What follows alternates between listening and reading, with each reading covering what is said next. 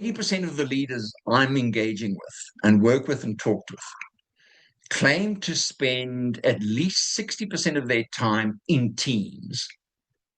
And yet, for less than 20% of the time, are these teams performing as aligned, as high performing, high impact teams that execute as one. Just think about the lost opportunity. For less than 20% of the time, are these teams performing as high performing teams? These teams that flounder, they get results, but not sustainable results, but invariably at a huge cost of effort and time and energy. These essentially are groups masquerading as teams. They are teams by name, but certainly not practice. Let me share with you the distinction between those teams that function through a cohesive culture and those teams that flourish through a collaborative culture. The risk we make here, the risk is the assumption because we're functioning, we think we're flourishing. And there's a subtle but very significant distinction between these two. What I would refer to as win-win. In functioning teams, this is you and me. In flourishing teams, there's a oneness, there's an usness. There's just one, that's us. Functioning teams typically move to the convergence of thinking, the sameness. We cohere on the sameness of thinking. Collaborative teams start from the difference. We're not collaborating on the sameness of thinking, we're collaborating on the difference of thinking.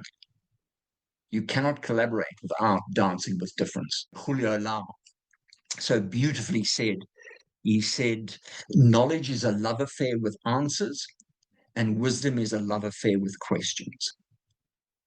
Functioning teams devolve to knowledge, they devolve to the answer, limited by their knowledge. Flourishing teams access the collective wisdom by staying in the questions.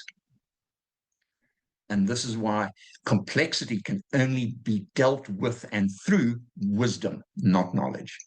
Complicated situations just need knowledge, not wisdom. To transition to become a more flourishing team is not because teams lack a capability. It's because they haven't made the choice to access the resourcefulness and the potentiality in the capacity of the team. To flourish is a choice. It takes a lot more skill and energy to flounder than it does to flourish. One of the other subtle but significant distinctions, in a functioning team, there's always the leader of the room.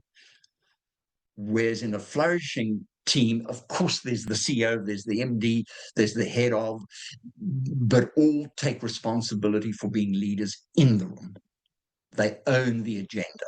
They own the conversation. They own the conflict. Where disagreements are silenced, safety is sacrificed.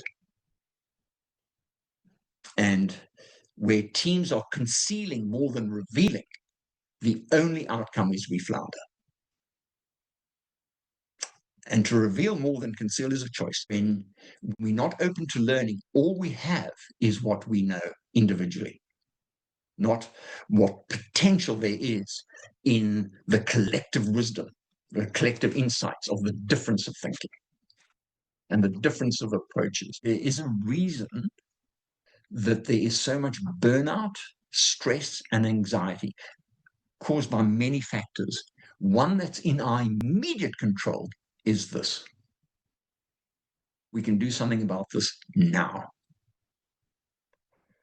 I'm absolutely startled how execs and leaders turn up to meetings with no clear purpose. My invitation is to stay in this question. Don't rush to the answer. Just stay in the question. Why do we exist?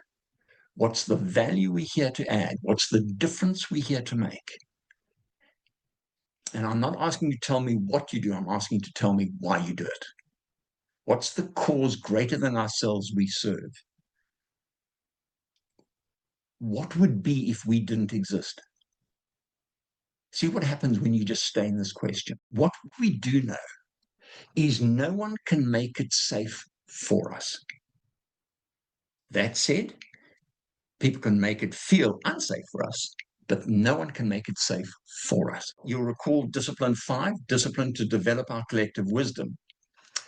Teams that score highest on discipline 5 have the highest propensity to transition to flourish more of the time. Teams that learn together flourish together. All drama in teams and in organizations and in relationships happen because of a misaligned understanding, expectation, and commitments. Beautiful quote of Michael Del Computer said, "A culture of teamwork is an organization's most competitive advantage. It is the only thing a competitor can't copy." And this is more true now than ever before.